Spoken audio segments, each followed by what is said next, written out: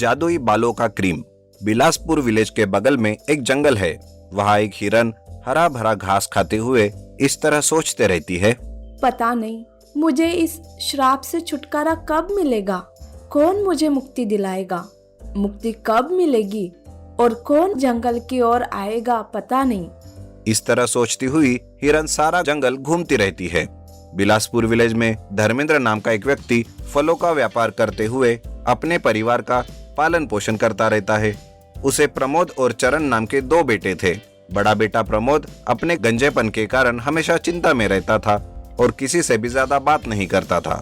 हमेशा अपने गंजेपन को वो आईने में देखता रहता। मेरे गंजेपन के कारण कोई भी मुझसे ठीक से बात नहीं करता, कोई लड़की भी मुझे पसंद नहीं करेगी, इसलिए बाकी युवकों की तरह मैं बाहर नहीं घूम सकता और अपनी लाइफ भी एंजॉय नहीं कर सकता। वो इस तरह सोचते हुए चिंता करते रहता है।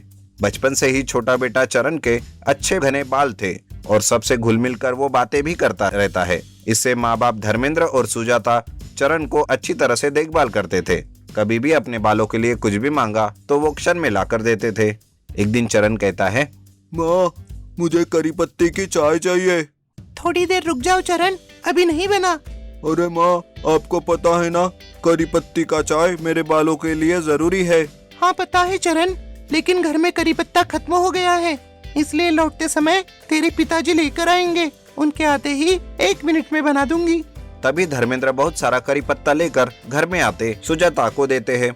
सुजाता वो करी पत्ते से चाय बनाकर चरण को देती है। प्रमोद को यह सब कुछ देखकर कुछ समझ में नहीं आता। वो सिर्फ चिंता में डूबा हुआ रहता है। वो कहता है, पिताजी, क्या बात है, बताओ। मैंने टीवी में देखा है हेड बूम नाम का एक ऑयल गंजे सर पर लगाने से बाल उगाएंगे। पिताजी, क्या आप वो मेरे लिए लेकर आएंगे? उससे मेरा गंजापन दूर हो जाएगा। यह सब बेकार है, पैसे हड़पने के लिए धोखा करते हैं लोग। बहुत सारे लोगों ने उसका उपयोग किया है और उनके सर पर बाल भी उगे हैं। इसमें कुछ भी धोखा नहीं है पिताजी। अच्छा ठीक है, लेकिन अभी मेरे पास रुपए नहीं है। जब रुपए आएंगे तो मैं जरूर लेकर आऊंगा। ये बात सुनकर प्रमोद निराश होकर वहाँ से अपने रूम में जाकर चिंता करने लगता है और सोचता है, घर के लोग ही मेरा दर्द नहीं समझ पा रहे हैं, अब मैं किसके लिए जीऊंगा। इस तरह वो सोचकर रोने लगता है और एक दिन रात के समय बिना बताए घर से निकल जाता है। जंगल से जाते जाते उसे एक जाल में फंसी हुई सोने की हिरन दिखाई देती है। वो हिरन कहती है, जरा रुको, मैं बहुत बड़ी आपत्ति में हूँ, कृपया करके मेरी मदद करो, नहीं तो मुझे यह लोग लेकर चले जाएंगे। इस तरह कहकर हिरन रोने लगती है। प्रमोद से यह सब कुछ देखा नहीं जाता, इसलिए जल्दी जल्दी प्रमोद उस जाल को हिरन से हटा देता है। इससे हिरन खुशी खुशी एक स्वामी जी के रूप में बदल जाता है। ये देखकर प्रमोद प्रणाम करता है। वो स्वामी जी कहते हैं, जीते रहो बेटा, तुम्हारी वजह से मुझे श्राप से मुक्ति मिली। बताओ तुम्हारी क्या इच्छा है?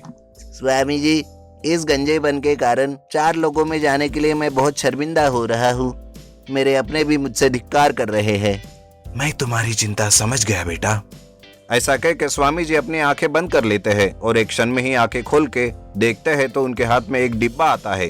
वो प्रमोद को देकर कहते हैं, देखो बेटा, इस डिब्बे में एक जादुई बालों की क्रीम है। इसे तुम केवल सुबह के वक्त ही लगाना, जब ही इसके परिणाम अच्छे होंगे। तुम भूल से भी इसे रात में लगाया तो तुम हमेशा हमेशा के लिए गंजे हो जाओगे। याद रखना मेरी बात। ठीक है स्वामी जी, आपका बहुत बहुत धन्यवाद। ऐसा कहकर प्रमोद अपने घर वापस आता है। सुबह के वक्त स्वामी जी का दिया हुआ जादुई बालों का क्रीम वो लगाते रहता है। इस तरह थोड़ी दिनों में प्रमोद के सर पर अच्छे से बाल उग जाते हैं। इससे प्रमोद अच्छा दिखने लगता है। बिल्कुल सिनेमा के हीरो शाहरुख खान के जैसा वो दिखने लगता है। प्रमोद को देखकर उसके माता पिता और भाई चरण शौक हो जाते हैं।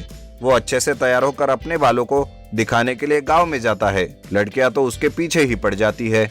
एक के बाद एक आकर उससे बातें करने लगती है। इससे सिर्फ प्रमोद को ही हवा में उड़ता जाऊं कहकर गाना सुनाई देता है। प्रमोद बहुत खुश रहने लगता है।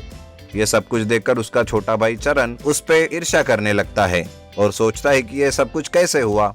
ऐसा कहकर एक दिन चुपके से प्रमोद के कमरे में जाकर वो देखता है तो उसके पलंग के नीचे स्वामी जी के द्वारा दी गई जादुई बालों का क्रीम रखा हुआ होता है। वो समझ जाता है कि इसी की वजह से प्रमोद के इतने अच्छे बाल आए हैं। वो सोचता है, अच्छा, भैया के घने बालों का राज ये है। अब देखना मैं क्या करता हूँ। इस तरह से एक दिन आधी रात के समय प्रमोद के सो जाने के बाद चरण चुपके से प्रमोद के रूम में आकर पलंग के नीचे रखा हुआ जादुई बालों की क्रीम चुरा कर उस डिब्बे का सारा क्रीम अपने बालों पर लगा देता है।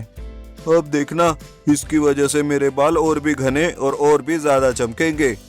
इस तरह से खुशी खुशी अपने सर पर क्रीम लगाकर वो सो जाता है। दूसरे दिन सुबह उठकर जब वो देखता है तो उसके सारे बाल गिर जाते हैं और वो गंजा हो जाता है।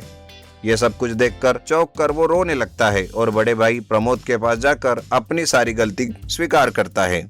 अरे चरण, तूने ऐसा क्यों किया? अब तुम कितना भी कोशिश करो, तुम्हारे सर पर एक भी बाल नहीं उगेगा। ऐसा कहकर प्रमोद वहां से चला जाता है और चरण अपने गंजे सर को देखकर रोने लगता है।